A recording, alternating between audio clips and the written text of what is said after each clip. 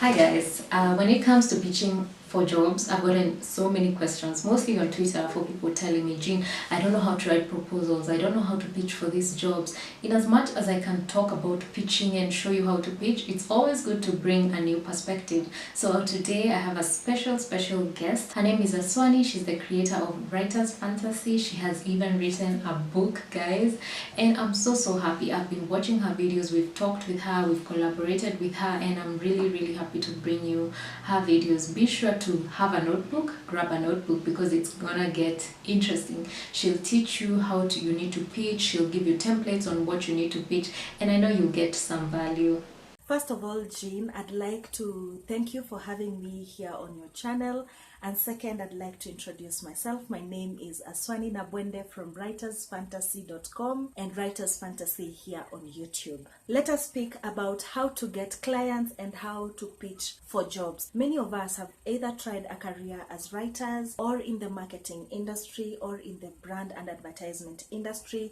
And some of us wonder, how is it that you're able to reach out to clients? And even when you get to these clients, how do you pitch to them your idea? How do you sell yourself to them and ensure that you bag yourself a deal where you're working with a specific company? Now, let us start with actually getting the clients. There are many ways that you can get a client. One, which is effective and which can make things really easy for you in the industry, is networking. This is where you familiarize and associate yourself with people in your industry, and in that capacity, you're able to know other people and you're able to interact with them, or you're able to ask the ones you know about the ones you don't know, and that way it becomes easier for you to reach out to people. You've seen many companies holding events at the KICC, for example, where they go to showcase their products, to showcase their services. It's such gatherings that business people or people who want to get clients for their companies go to be able to see what other people are doing in the market, to know the need that is there. And once you identify the need and know that you're able to cover for this need, or you're able to provide for this need, then you know when to pitch and you know how to pitch.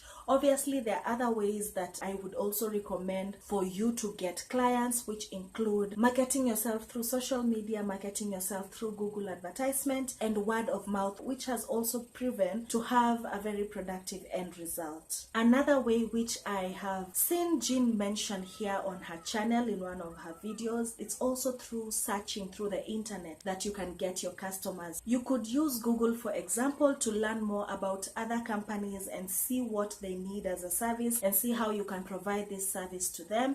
You can as well search through different companies' social media pages, see where they're lacking, see what they're offering, and that way you know where the need is and see if that is the need that you can provide for them. So now you've interacted with these people, you know them, you are in the same circles. How do you introduce yourself? How do you pitch your idea to them? How do you pitch yourself for business with them and ensure that you get business from them? First step is to identify the person in authority. You can't go to the receptionist and you start telling them about this great idea you have.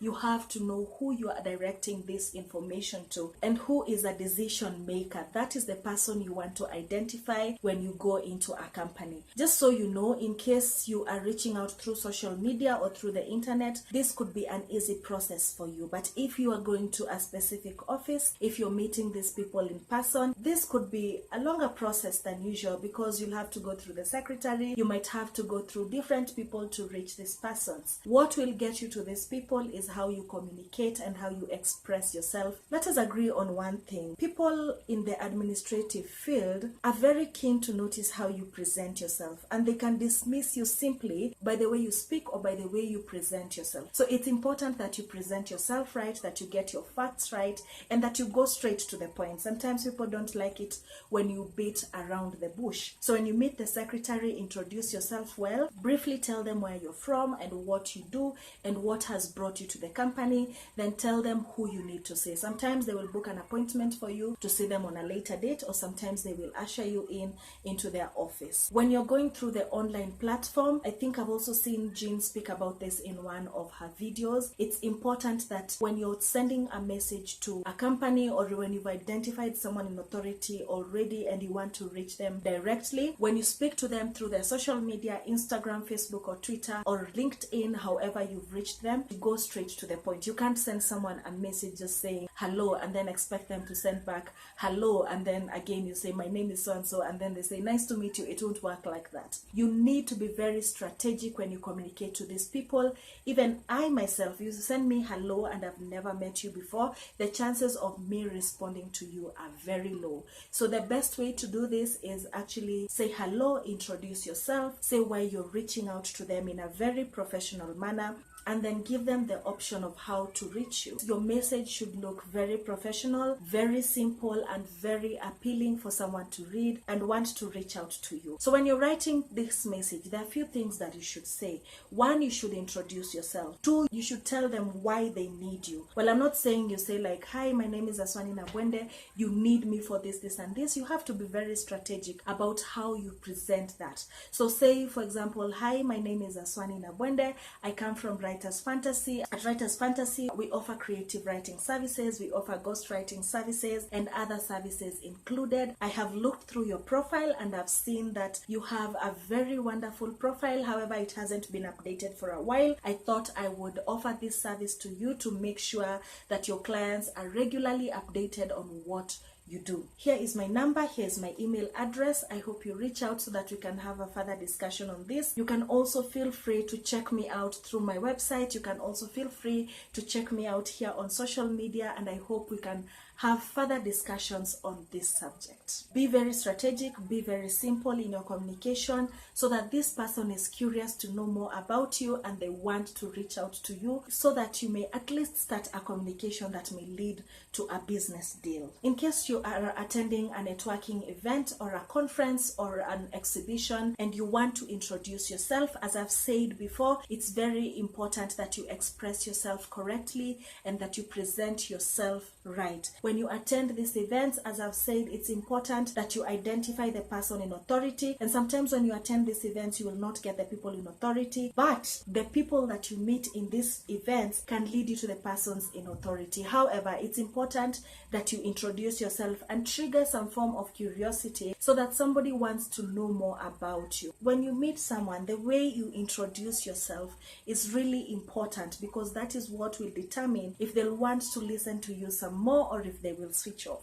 So it's important that you introduce yourself right, and in the first few seconds make sure they capture your name, they capture the company you come from, and most importantly they capture what you do in relation to the service that you can offer them. Once you do this, you'll have triggered their interest. They will want to know, oh really, you are a writer. And sorry, I'm using the example of a writer a lot. That is because I'm a writer myself, but they would want to know, oh really, you are a writer. We have a need here, or something is missing here, and we feel like we can offer your service. If you're in the marketing industry, there is also a proper way that you can introduce yourself to trigger somebody to think of what you can offer them as a company. And finally, I must finish this video by saying that it is important that when you're concluding a first time interaction with someone who you're pitching to, who you want to work with in future, it's important that you call them to action. A call to action could be as simple as exchanging your business cards so that you have each other's contact, and so that when you go home, when they're settled in their office or when they're settled on a later date,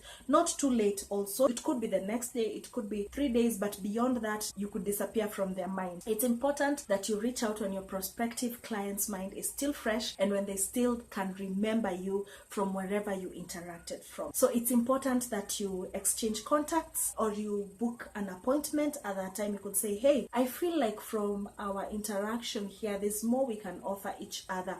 Why don't I book an appointment with your office so that maybe we can discuss this? How do you feel about Monday? See what I've done there? Create a call to action. Make sure that by the time you're leaving there, you already know what you're doing next. You could book an appointment at that specific time by suggesting it politely to the other party, or you could take a business card and follow it up on a later date. whatever you do, make sure that by the time you've interacted with this person, whether on social media, whether on a face-to-face, through a phone call, come up with a conclusive decision. When you ask to book an appointment, two things will happen. For example, the way I have suggested that, why don't we meet on Monday? They could go ahead and say, you know what, I don't think at this time we have a budget for that. Why don't I keep you on my pipeline and we can talk about this on a later date? The second conclusion could be, sure, you know what, let's meet up on Monday. The third one would be, Monday, I'll be busy. How about Friday? Either way, you'd have gotten a result out of it. I hope this video has been informative to you. I'd like to hand over back to Jean so that she may conclude this video. Thank you guys for watching. Also go to Aswani's channel, give her some love, support her if you can. We also did a video together which you can find here, and another video you can find here. We'll be linking them down below because we collabed. Anyway guys, thank you. If you know other people I should collaborate with, leave the link down below.